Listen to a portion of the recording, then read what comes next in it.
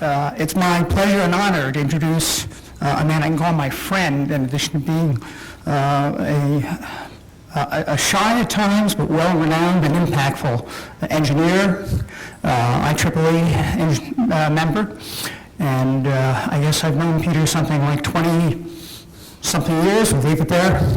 But Peter, as you may know, is the father of QuickTime. And at that time, video on PCs and Macs was nearly impossible. It was a few frames a second and 160, 120 images, things like that. What's not more important is not just rolling out QuickTime, but rolling out QuickTime with an open structure, that plug-in codecs were available and such. And these are tough things to do from a company the size of Apple.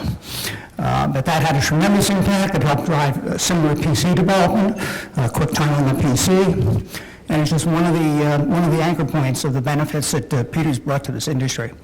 More importantly, in recent years, as multimedia and mobile have come out, and the need for lean and mean code, I mean, if you make the code tight, the device is going to run better, faster, more economically.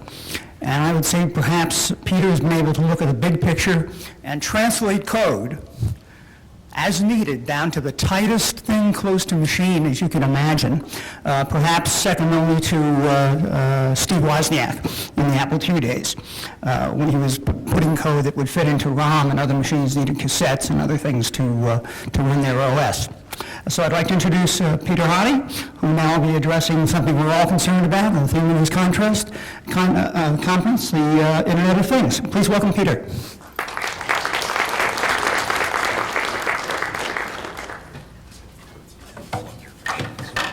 Bring this up. Stick this back in here. Sure. So many standards to choose from. Okay.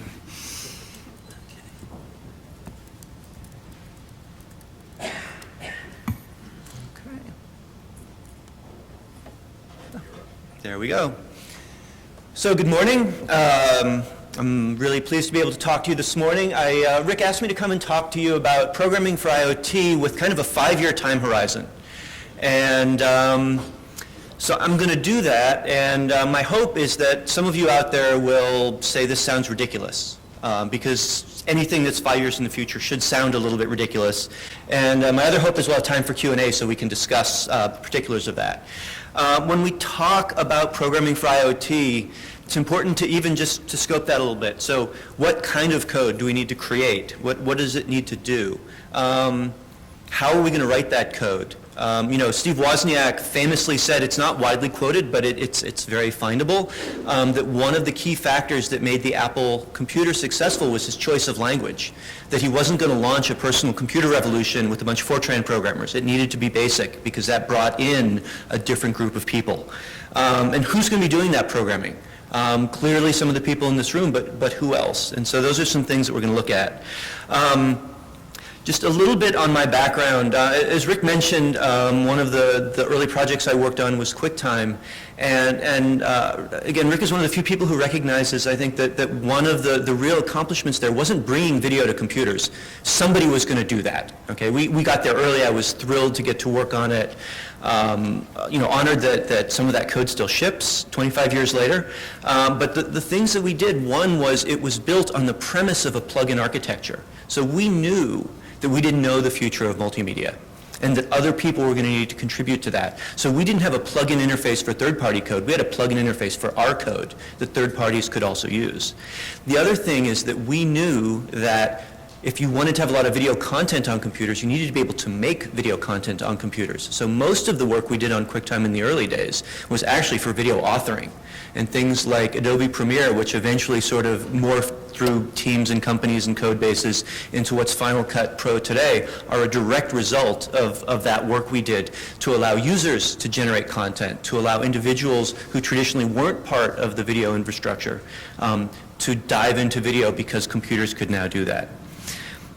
So we're going to talk about IoT, and there's so many definitions of it, I wanted to at least say which part of it I'm talking about today. And that's consumer IoT. So I'm not going to talk about industrial IoT and all the other pieces of it. And I won't even try to explain to you all the different devices in IoT because you've walked around the show and you've seen that. What is important, and this really came out last year at CES, are consumer expectations for IoT. Okay? The first thing is we are taking existing categories of devices for the most part and sticking into them an application processor with network connectivity. And that's sort of the fundamental definition. And consumers expect those products to be better than their predecessors. Better is vague, but more configurable, more reliable, more functional. Okay? But the other piece they really deeply expect, and that we've completely missed so far, I believe, is that those things have to work together. Okay? Everybody on the show floor says, "Oh, here's my awesome IoT device, and here's my awesome cloud service that it connects to, and here's my awesome mobile app." Okay? Well, no small company and very few big companies are awesome at all three of those things. Okay? They try hard, they do great work in many cases, but it's not. They're better at one than the other.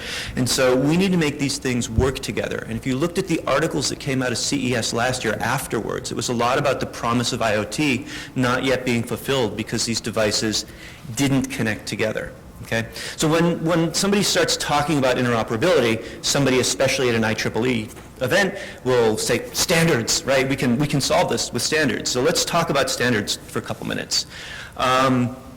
And again, grossly oversimplifying, I see kind of the world in two kinds of standards.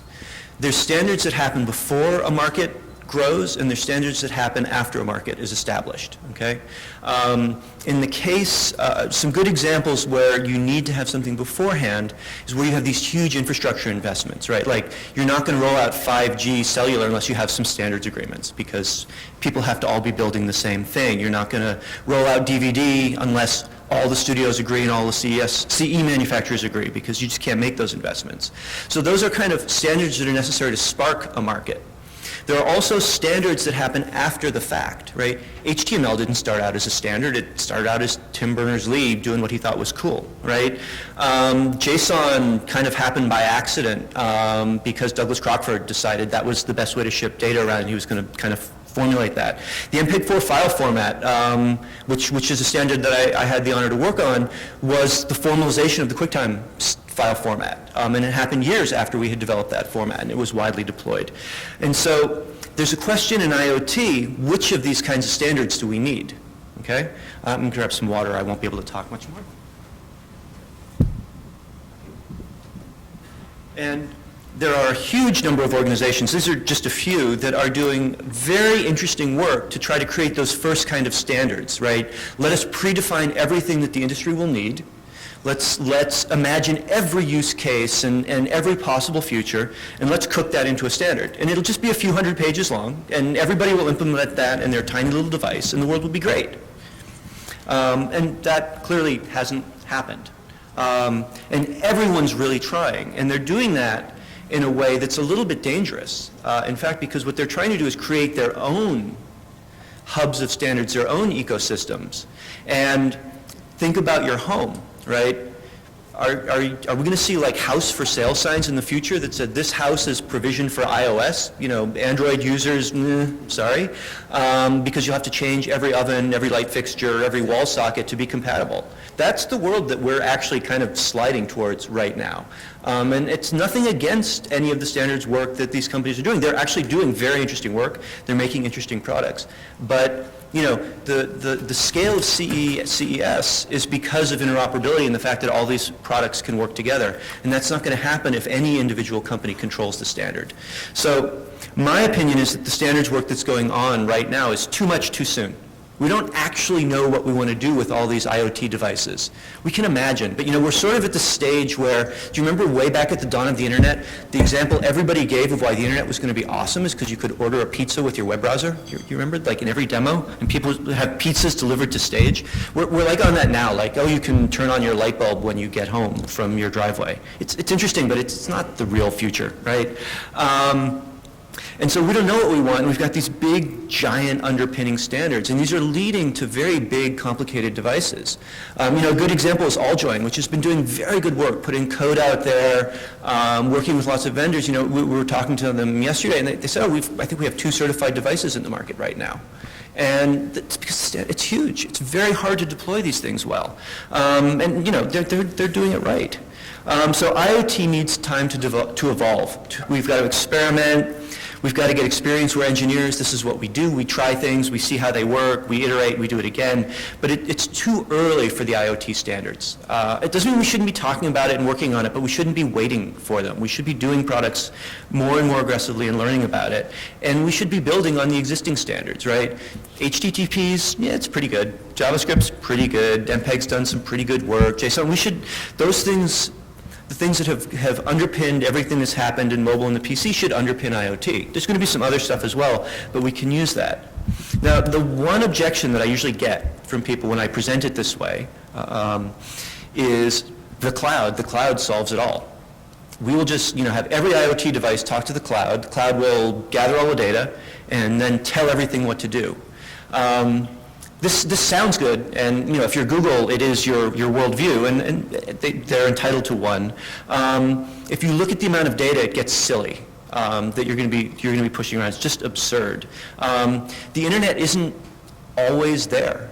It really breaks, it really goes down. And you know how like annoying it is when you can't check email for 5 minutes? Like imagine you can't turn your lights on for an hour. Like it's a problem.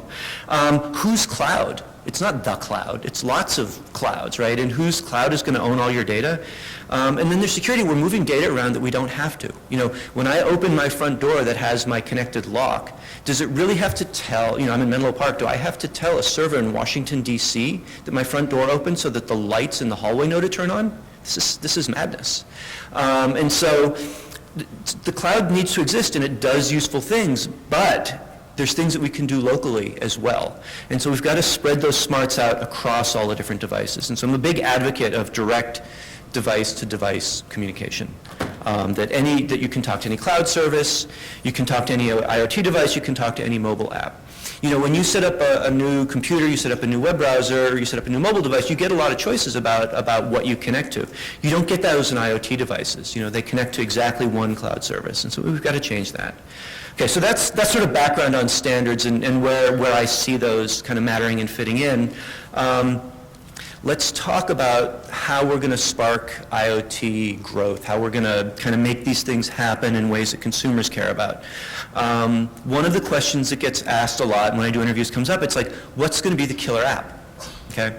And history is an awesome thing to look at from time to time, and at an IEEE event, it's even better. So this is the computer, one of the early computers I used, actually not the very first one, but still great. This computer, of course, actually had a killer app, and it's the app for this computer that makes us even talk about what's the killer app. And we're lucky to have Bob Frankston, who actually wrote the code for that killer app in the audience today, which is super cool. That was VisiCalc. And VisiCalc was so awesome, so unique, so powerful, that it almost made Apple's business. Like Apple was doing interesting work, but it needed the right software on top of that to happen. And so it's always now left people asking, what's the killer app? But the key thing to keep in mind is, in fact, that what we're tacitly acknowledging in that is it's the software that makes the hardware super valuable, right? It's the software that lets us do things. The technology, and Gary Shapiro did a gorgeous job sort of talking about all the things that are happening in technology, right? But all that technology, all the amazing things we're seeing around here depend on the software to make it happen, to make it useful and meaningful and adapt to customer needs. So, you know, what's the killer app for IoT? Well, my position actually is it's the same killer app that it was for mobile. And you're thinking, what is he talking about? What was the killer app for mobile? And in fact, it was the ability to run apps. It wasn't one app, right? Apple thought, oh, we'll build all the apps you need. We can do that. We got a bunch of engineers. We're smarter.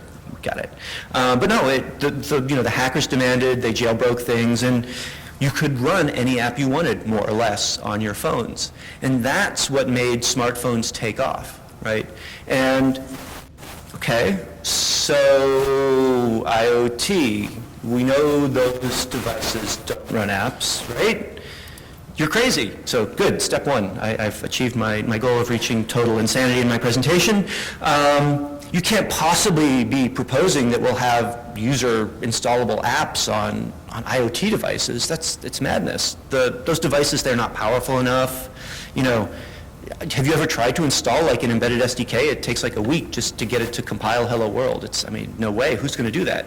Anyway, it's so hard to write, the code won't be reliable, it'll crash all the time, you don't want that. And security, anytime that somebody wants to stop something in IoT, all you have to do is say the word security. You don't even have to explain anymore. People, oh yeah, security is important, we can't do that. Curiously enough, these are almost the exact same points that Steve Jobs used to explain why we couldn't have end-user apps on iPhone. And it seems to work okay these days. So maybe we can solve these problems. Maybe it's not insane. And we have end-user installable apps on watches, which are smaller than most consumer electronics devices today. So we should be able to get the horsepower in there to do that, right? So let's explore the insanity. Let's take a look at an approach to how could we get end-user apps installed on a device so that we could get all the different kinds of connectivity we want, and we could unleash the creativity of programmers around the world the same way we did for mobile. So, standards. My kind of favorite standard by far these days is ES262, which is, if you've memorized all these things, is the JavaScript standard. Okay? And why? It's a scripting language, for one, which I think is great because many more people can program in scripts. As professional programmers, when we want to do something quickly, what do? We write a script. It could be in Perl, it could be in Python, it could be a make script, but that's what we do, always. So why shouldn't we use that more broadly? JavaScript is the closest thing our industry has to a universal language. It works on the desktop, it rules the desktop, it's a huge part of mobile, between mobile browsers and mobile apps that are built in JavaScript. With Node.js, it's conquering the server in phenomenal ways. When there's a natural disaster somewhere in the world, a website pops up inside of like an hour or two. To collect donations and exchange information and help people who are impacted, connect with each other and tell their family they're alive. Who does that? It's people who are building Node servers, right? Who know how to just pop up a new website and make it work and look good and scale inside a couple hours, right? We want those people helping with IoT so that we can move quickly. It's not a 3-year product cycle, it's like a 3-hour product cycle to get a good idea off the ground. It's awesome. So JavaScript has not yet conquered embedded. So I think it's its next great frontier, IoT. And so I'm going to spend some time sharing with you why that actually isn't insane on a 5-year time horizon, because we have experience that shows that it really works. So this is John Brunner of O'Reilly, and he just a week or so ago kind of released his top hardware trends for 2016. And number 2, not number 1, but we'll take it, number 2 was high-level programming languages on embedded systems. John's job is to go to conferences, to talk to startups, to talk to innovators about what they're working on, what the trends are. And O'Reilly has actually published a book on JavaScript programming for IoT and embedded already, based on the JavaScript language using Node. It's not, it hasn't gotten as small as I think it needs to in that particular case, but he really sees it. It's practical. There's people who are using this today, experimenting with it, and it can happen. JavaScript for IoT has some really interesting advantages. The internet, all the data on the internet today, almost all, travels in JSON, which was interesting because, for the longest time it was all XML, which was like a big, heavy, complicated, beautifully written, wonderfully thought out standard. And JSON took over. Why? Because, well, if you have JavaScript running in your browser and you have JavaScript running on your server, you want to use the native data format. You don't have to think about serializing your objects. You just call toString, basically, and out it goes, right? So if your device can talk the native data format of the web natively, you save a huge amount of time. It's super easy. The language is portable. It was designed to run in web browsers, which at the time, and still to this day, run on dozens of different operating systems. So there's no weird historic dependencies on any particular operating system. It's completely portable and OS independent. It also is a garbage collector. which means that memory leaks I mean, you can still hurt yourself, of course. Any good programming language lets you do damage, but one of the challenges if you've built an embedded product is, okay, it runs for an hour, but does it run for 3 months? Does it run for 6 months without being rebooted? And memory leaks will kill you. And a garbage collector, which is an intrinsic part of JavaScript, helps you with that. It makes you less likely to make those mistakes. It's also, we have to talk about security. And so I don't want to gloss this over, so I'll talk about it a little bit here. Again, there's no silver bullet in security, and I will never make such a claim, but a language can help you. Okay, some languages are intrinsically more secure than others. The first thing is that because JavaScript never had any OS dependencies, it doesn't have all these libraries and objects to call OS functionality. The only operating system functionality you can call in a stock, off-the-shelf JavaScript implementation is date. What time is it now? That's it. You cannot get to the file system, you can't get to sockets, you can't allocate more memory than the VM wants to let you allocate, you can't draw to the screen, you can do nothing. It's all under the control of the system designer. Okay? So you have got this code running in a sandbox, whereas the system designer, you decide what the parameters are, what it sees, what it can do, how much time it can run for. And that's a big deal because you're not peeling stuff back. You're not taking, sort of what some people do in Linux, which is taking a big, huge, wide open system and trying to pare it down. That can be very frustrating.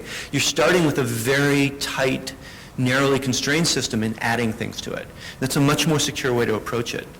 The other thing is we've struggled as an industry for years and years and years with bugs in native code, and I've had my share. I read with horror the security bulletins from Apple when there's always like a QuickTime 1 in there, always. And I look at it, I'm like, it's probably my code, which is, it's bad. It's humbling, but at the time we didn't have the same kind of attacks that we do now, and so it's a very different world.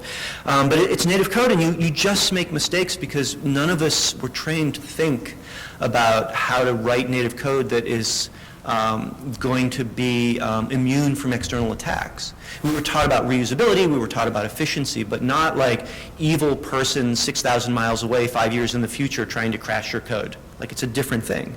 JavaScript, on the other hand, because it's an interpreted language, is remarkably immune to those things. There is no such thing as uninitialized memory. If you try to overflow the stack, you'll get an exception. That function will exit, and that will be the end of that. You can't overrun a buffer. Arrays and strings are defined, so it's impossible. If you try to inject bad data, the worst thing that's going to happen is an exception is going to be thrown. It's going to get caught. And you can shut down that particular app, but you're not going to take over the system. The skeptic in the audience will say, okay, but you might have a bug in your JavaScript engine. It's true, but we can fix those, and then we fix every app that runs on top of it. We don't have to fix 100,000 apps at once. So it gives you something that's intrinsically more secure. Nothing's perfectly secure. Don't misquote me on that, misunderstand me. But it gives us a better starting point for building secure products. Some of you will say, oh, JavaScript, that's that toy language. It's not for professionals and it's certainly not for IoT. It's really changed. And a big part of what's changed for that is JavaScript 6th edition, often called ES6 for ECMAScript 6, which is the standards name. And this was the first major revision to the language ever. 5th edition sort of formalized everything that people had been doing. It was one of those standards that I talked about that formalizes best practices. 6th edition is a forward-looking standard. It's the first time that that's happened with JavaScript. And there are literally over 400 changes to the language, most of which you won't notice, and it's still backwards compatible, so they did a fantastic job there. But a bunch of these changes are really powerful for IoT. I can't say they were designed with IoT in mind, but they're going to really help us. For the first time, JavaScript has true kind of classes. It's traditionally used prototype-based inheritance, which is very cool, very powerful, and a little bit tricky to understand. So that's still there, but you can use just classes the way you're used to for inheritance. There's promises for asynchronous, managing asynchronous operations, and that again was sort of ad hoc in JavaScript before, and they formalized promises from Node.js. This is a way to manage asynchronous operations, right? And in IoT, you're doing network requests and watching for button presses and all these things it can't block, so the device stays responsive, and so promises are a great tool for that. Another knock on JavaScript is it was hard to reuse code, and they introduced modules which are rigorously formal, beautifully done, and allow for reusable code libraries, just like you have in other languages.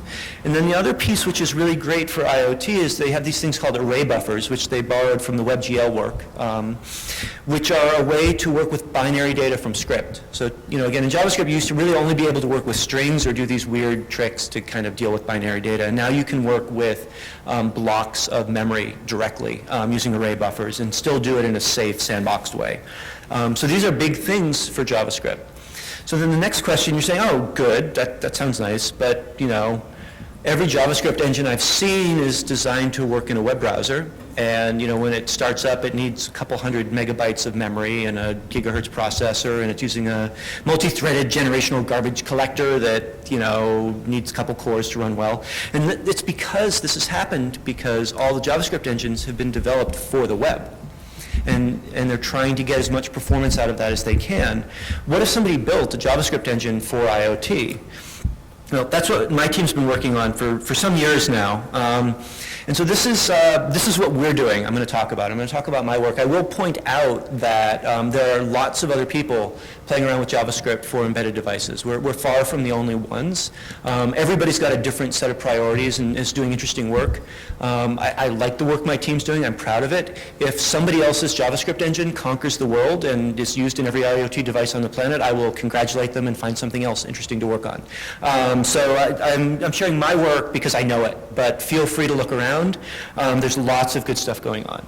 So the smallest system you could run JavaScript on that we have today is a chip that my parent company Marvell makes called the MW302. Chip names are awesome. It has built into one chip a half a megabyte of RAM. I will say that again, megabyte, kilobytes, 512 KB, not a half a gigabyte of RAM, a half a megabyte of RAM, 200 megahertz ARM processor. On that same chip is built in Wi-Fi BG, which is very cool. So one chip gives you kind of connectivity and application processor. And we have an ECMAScript 6th edition implementation that runs on that's open source. The coolest thing, from my perspective, is not only that it runs on there, but we have in that ECMAScript 6th edition implementation, not a stripped-down embedded version. We have the most complete ECMAScript 6th edition, JavaScript 6th edition implementation on the planet. There's a site that tracks it. We have 97% of the new features implemented. The next closest company is Microsoft, who has a few more engineers than we do, at 81%. And then you drift to Mozilla at 60-something, and Google and Apple in the below 50%. So not only is it possible to do JavaScript 6th edition on mobile hardware, but you can do it ahead of like the big guys who are playing on the browser. Now they'll catch up. Google's good. I'm not going to ever out-engineer them. But the point is you're not dealing with old technology on embedded, which has been the case usually. You're using technology that's 10 years old because that's what fits. You can use the latest stuff. We've open sourced all this so you can pull it down. This chip, just to give you a sense of where it goes, one product that it went into, it's not using JavaScript yet, but I hope it does, is from Mattel, and it's the talking Barbie, Hello Barbie, that's out there. And so this chip goes into products. That's an $80 retail product. It's a toy which has crazy margins. And so you can make very inexpensive products with this that are scriptable, of all things. And so that opens up all kinds of interesting possibilities. Now, let's take a look at what does JavaScript look like on an IoT device? Because it doesn't look exactly like what you see in a web browser, of course, because we're doing really different things. In fact, most of these devices don't even have a screen. So since the core functionality of IoT is networking, I thought a couple examples of what does a HTTP connection look like, something that almost everyone who's coded at this point has coded. So this is a simple HTTP client, and it's using 6th edition features, which I won't get into too much, but the big one to notice is that require statement at the top. And that's how you import code. It's one of the ways you can import code as a module in JavaScript. So we don't say use the HTTP object, we just literally at runtime pull it in. Say, okay, I want to use it. Then we can conjure up an instance of an HTTP client. We add a couple callback functions, one to say when the transfer is done, one to tell us when data is available, and then we start it. And this code will make an HTTP request, trace the data to the console, and be done. And so again, the nice thing is, from a scriptable perspective, and it's not that I skip the error checking, it's not that I skip the memory management, that just kind of happens. And the nice thing is, that fits comfortably on a slide with giant type, right? So it's the kind of thing that people can really do. It's not hard to learn. JavaScript is a language that students are using. It's becoming more and more the language that they're teaching in schools.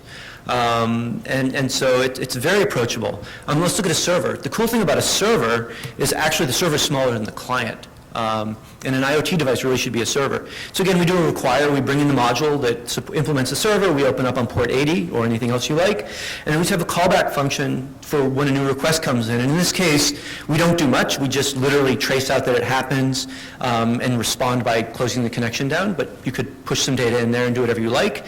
But the point is, brain dead simple to do an HTTP request. And we have the same things for this, for MQTT and for CoAP and for WebSockets, right? And you can add your own network protocols. We added in our engine, we wrote all of our network protocols in JavaScript.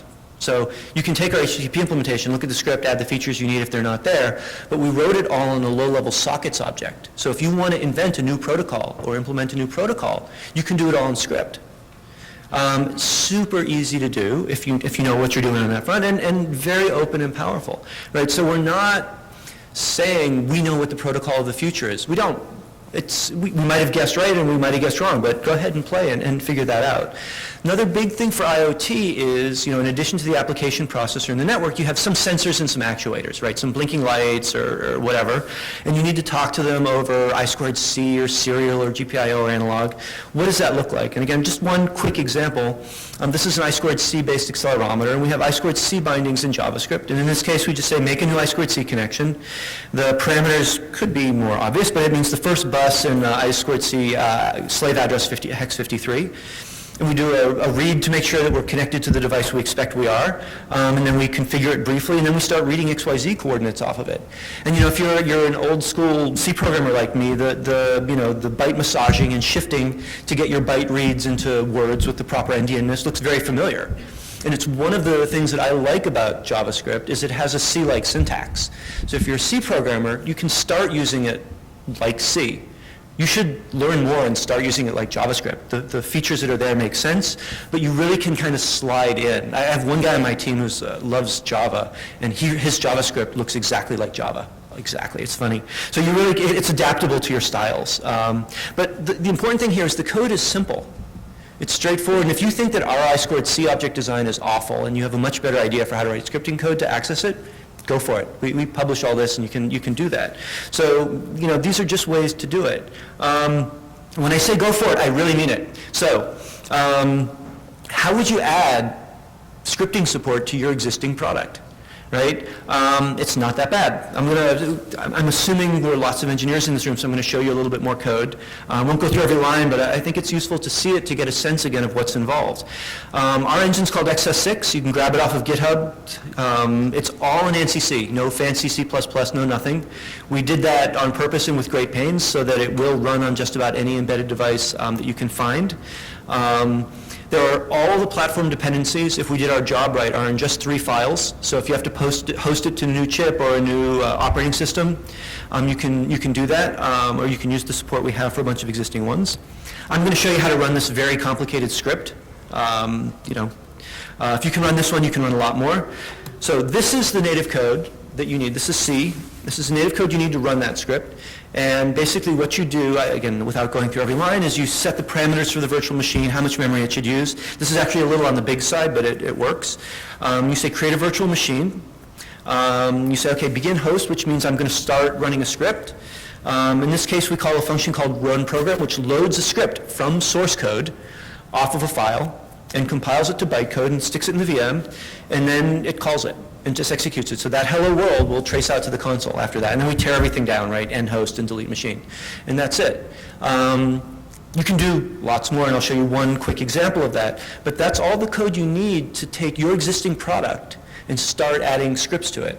You've got to bind our library in and all that stuff, and it's not 3 minutes work, but in a lot of cases it's a day or two's worth of work to start exploring what would it mean to make my product scriptable. Okay? So you're saying like, okay, I need to do more than trace, I need to do more than date. How can I tie into native functions? So I'm going to give you a super simple example. Say you want to get an environment variable, right? So you want to add a get env function to the JavaScript language. What you do is you implement that function in C. So first you have to tell the JavaScript engine, here's my function, and you do that with this new host function thing, which basically gives the connection between the native function implementation and the JavaScript function name, get env. So it's 2 lines to do that.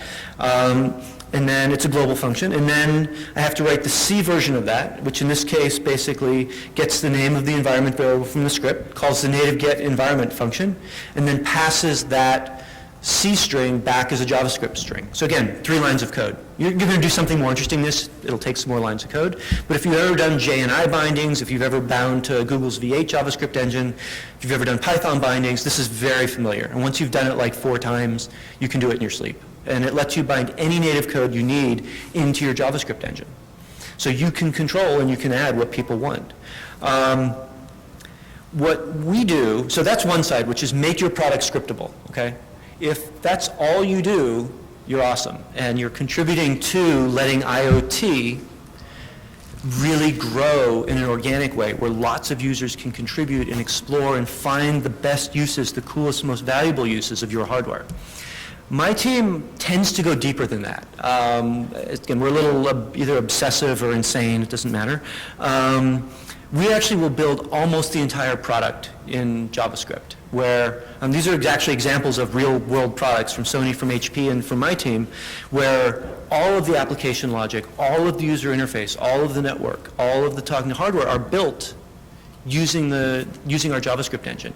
They're out there in the world, they really work, they're super reliable, and the great thing from the perspective of our customers is they're better products for it, because when you're working in JavaScript, you can get the first thing working much faster. You can simulate it on the desktop easily. You can iterate really quickly, right? What's the thing that kills products? What's the thing that like atrophies so many companies? Is like, oh, we don't dare touch that code. Like it works, we don't know. You know, it's too hard. So we spent 6 weeks getting it working. No.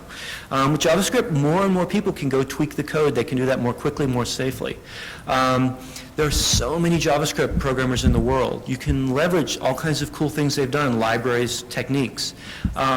It's hardware independent. When you're building hardware, it turns out your software lives has a way longer lifespan than your hardware, right? Every year there's a new chip, a new generation, but the software just keeps on going. Some of the code, it's phenomenal. Some of it's amazing. Some of the code I wrote 25 years ago at Apple is still running in Apple products. They'll eventually get it all out. Good for them. But the lifespan of code is much longer than hardware. So being platform independent is a big deal. The other thing we found, which is really spectacular with one of the customers we're working with, is that finding embedded programmers is really hard. Not in this room, perhaps, but in the real world, it's a real challenge. And finding JavaScript programmers is pretty easy. They're literally teaching it to high school students. They're teaching it in universities. People are teaching it to themselves. And so anywhere in the world, you can find some JavaScript programmers. And they're much less expensive than embedded programmers. And we have done some work with one of our customers where we recruited web developers with like 2 years of experience to work on the core experience of their IoT products. And it's working great. A little bit of training and they're off at the races. We did something similar with a 3D printer. We built a 3D printer prototype with a 3D printing company. They'd never used our technology. They'd never built an app in that style of JavaScript. And in 2 months, they have an awesome demo that they're showing here at the show. So you can tap into a much bigger market of innovative programmers if you're working in a scripting language like JavaScript. Now, I've said JavaScript is awesome a few times. You probably got that message. One thing I want to be clear about. Don't fall into this 100% pure trap. This is something that sometimes seeps in. Native code is awesome. Use it where you need it. Don't be afraid to use it.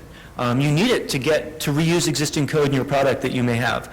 You need it to access native functionality. Sometimes you need it for security reasons, and you absolutely need it for speed reasons. JavaScript engines will never be as fast as native code. Ever. So use it when you can do that. But don't, use it as much as you can, we believe, but don't ever try to be a total purist or you'll just lose. There's some other common objections. Some people say, oh, it's got to be, JavaScript is a dynamic language, it's not type safe, you can't make reliable products with a non-type safe language. This is debatable, but imagine it's true and your manager is unyielding. Use TypeScript. It's a language that Microsoft developed. It's a type-safe version of JavaScript that compiles down to JavaScript. So any JavaScript engine can run TypeScript code. Google says JavaScript isn't good for big projects. They use this to try to convince you that Dart is important, and Dart's cool, actually. With modules in ES6, it's much better for big projects. And with type-safe things like TypeScript, also much better there. They also tell you JavaScript isn't fast. And so use native code where you need to. You don't have to use it for everything, but just because it's not fast at everything doesn't mean it's not useful for lots of things. The other major point we talked about is, so who's going to program the Internet of Things? I asked at the beginning. Anyone isn't going to write code, but is it just the embedded programmers? No. So customers are getting incredibly sophisticated. With IoT devices, they're running all kinds of really powerful, sometimes bizarre, user interfaces to configure and control their devices, right? They never give them quite the control that they want, right? A lot of people say, I wish it would do this. Well, there's nifty services, if this then that, if you haven't played with it, you should, brings exactly one part of a programming language to Internet of Things, the if statement, okay? And a beautiful graphical interface around it so that lots of people can automate certain tasks. My only knock on if this then that is that it's always in the cloud, and I'd like it to be able to run locally as well, but it's a superb proof point that you can tie together all these services and do it in a way that lots of people can use. Writing source code is a skill, and it takes a discipline. And for a lot of people, that writing of source code is an impediment to getting started with coding. There's really superb visual programming languages out there now. There's Scratch, which every elementary school student seems to have some familiarity with now in the United States. Google's using Blockly, which we like a lot, which is almost a successor to Scratch. And it's an on-ramp to real coding, and the reason I like it is Blockly was designed to generate JavaScript source code out the back.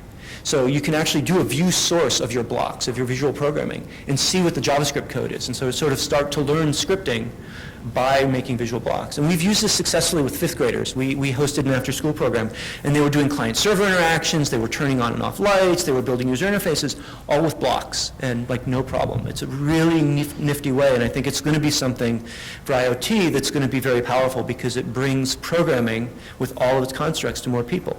And then, of course, JavaScript. Which has proven itself to be a really widely accessible tool. In looking ahead at IoT, scriptability is going to give you scalability, right? When you say, we need to connect to these 50 different cloud services to be a competitive product, it's going to take us forever to do the deals for that, we're never going to write all the code. If you make your product open, everybody can plug into it. Everybody in the world who wants to make your product better, who's got it in their home and wants to make it their own, can do that for you. So you don't have to do everything directly with other companies. Scriptability is going to get us to the right standards. We're going to figure out what needs to be standardized by the things that scripts are doing over and over again, by the modules that people build, by the things that are almost the same between two different products. So we're going to find that out a lot faster. And we're going to find that out with input from a lot more people. And that will force all kinds of changes, maybe into future versions of the JavaScript language itself. And that's really what's going to make, I believe, IoT take off. It's getting some of this software plumbing right. The standards let us work together, but openness lets us work together. Open source achieves that, and openness of protocols, openness of scriptability lets us kind of loosely assemble and build things that make sense so that we can get to the scale that we see here at CES. It's not a central control and design program. It's really an organic experience that's going to make this happen, and that's going to get consumers what they expect. If you show a consumer an IoT product and say, what do you expect it to do? They'll tell you, and it's never exactly what the product does. And if you let them have it in their house and use it for a few months, then they'll really tell you what they think of it. And generally they'll be charmed with some part of it and annoyed with some other part of it. And so, as we make these devices more open to anybody to put their code on it and to interact with it, we will find the right models more quickly and help grow IoT into what it should be. So that's my talk for this morning. I want to thank you for your attention.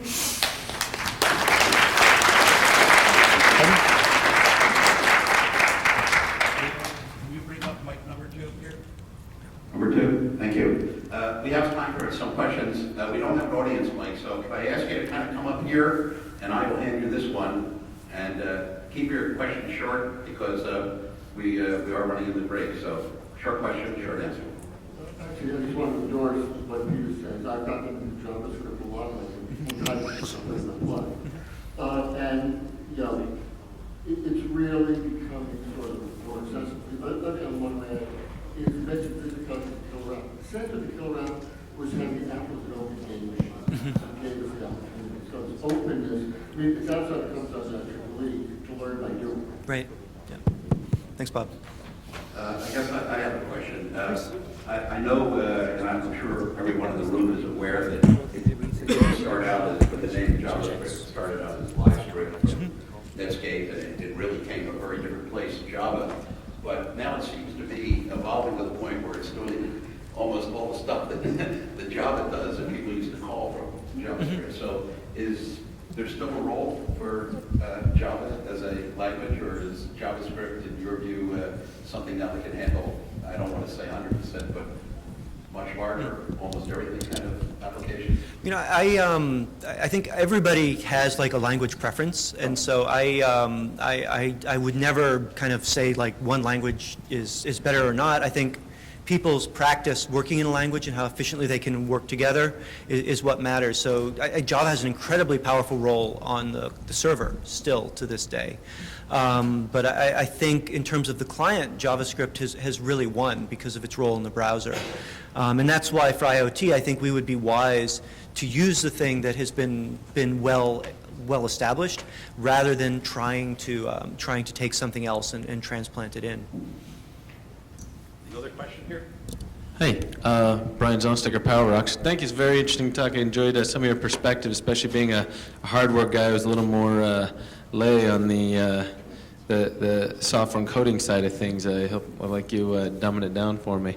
But speaking of that, I'm curious if you can comment on how the scripting applications and each of this that you're promoting applies specifically to things like enabling mesh networks and how that's going to be very powerful for IoT devices, and taking something from the big network that we all go up to having everything be smart and self-contained.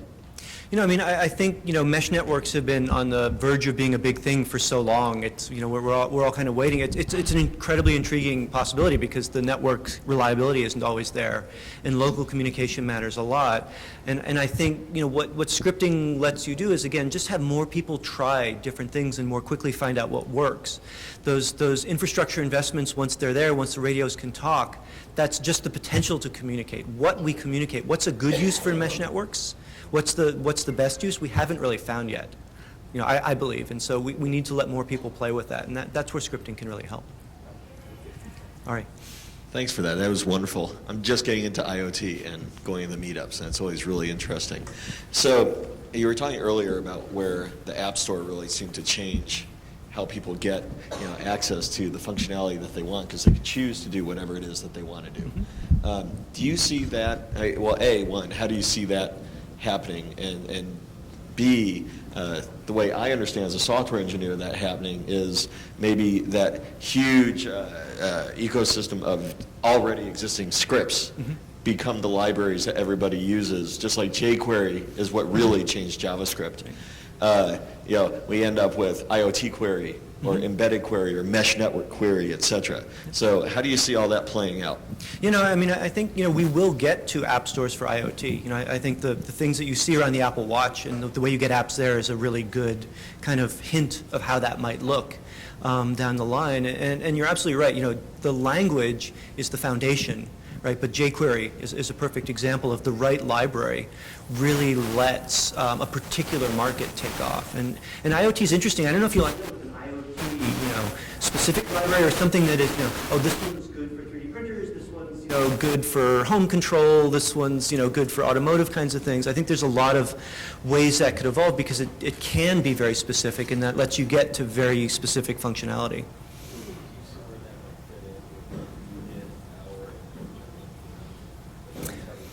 Yeah, no, Ari asked specifically about how Node has this beautiful, beautiful mechanism called NPM, and everybody who's Node is just, oh, you just NPM install this and you're good, and it seems like some magic thing, and it's what brings in new libraries, and yeah, I think that's now supporting kind of standard JavaScript modules. That's the way they came through, and so yeah, I think you're going to get there where you can basically NPM install the moral equivalent of that to your IoT devices to bring in new functionality. And again, end users won't naturally all do that, but we'll wrap that up in some pretty interface that makes it easy for them to do that, and we'll get that layer of flexibility.